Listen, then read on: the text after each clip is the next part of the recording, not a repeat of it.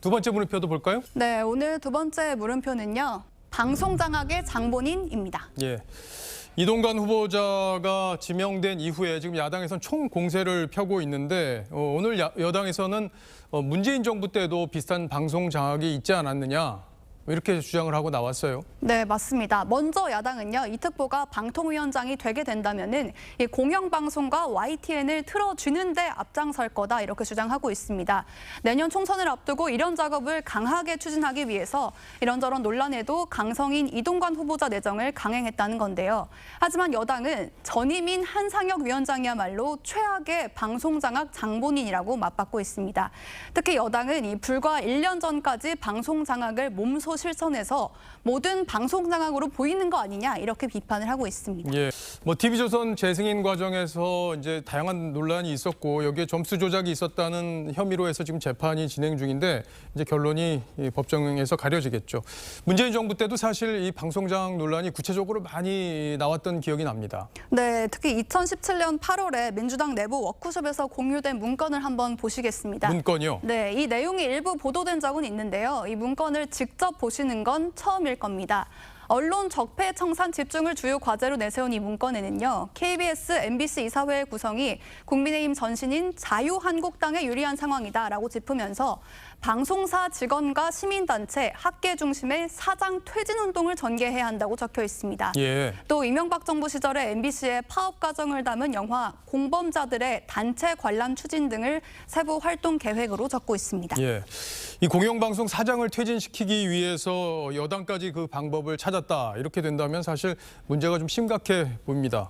실제로 또 그렇게 진행이 된 것도 있지 않습니까? 그렇습니다. 이 민주당이요. 이 문건 내용이 처음 공개가 됐을 때 이게 공식 문건이 아니고 실무자의 개인 의견이라고 선을 그었습니다. 예. 그런데 이런 해명과는 달리 이 문건의 내용이 마치 로드맵처럼 그대로 실현됐습니다.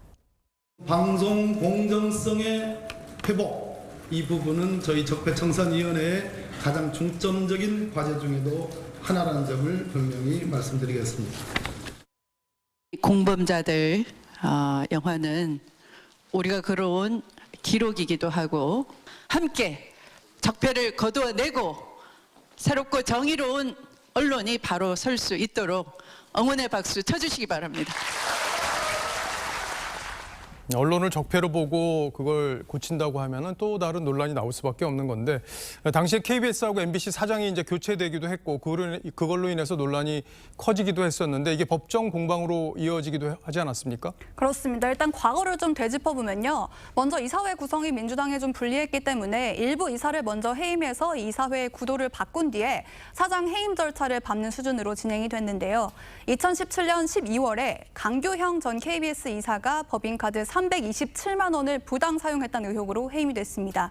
그리고 한 달 뒤에 KBS 이사회가 고대영 전 사장이 신뢰도와 영향력 추락에 이 책임이 있고 또 파업으로 인해서 직무 수행 능력을 상실했다면서 해임을 가결했습니다. 예, 이 강규영 전 이사를 해임하는 과정 이때는 김밥을 법인카드로 사 먹었다 이런 논란이 있었던 게 기억이 납니다. 네, 강 전 이사에 대해서 감사를 하면서요. 2,500원짜리 김밥을 법인카드로 결제했다.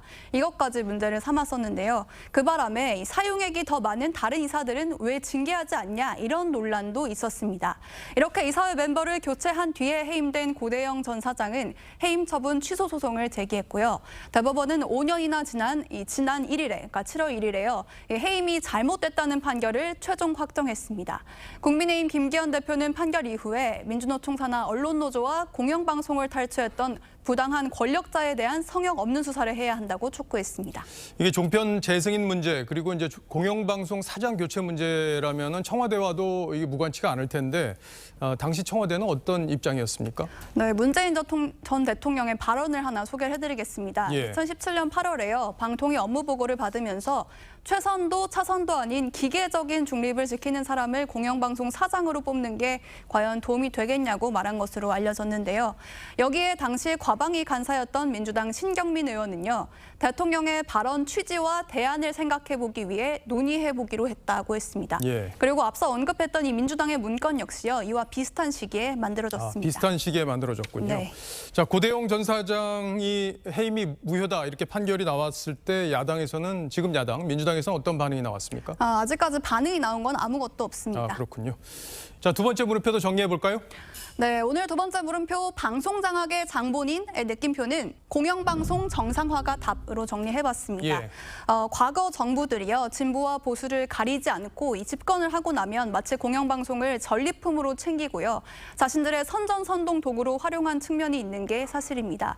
구성원들 역시 권력으로부터 언론을 지키기 위해 더 치열하게 고민해야 하겠지만요 권력도 국가의 미래를 보고 공영방송의 제자리를 찾도록 지원해야 할 겁니다.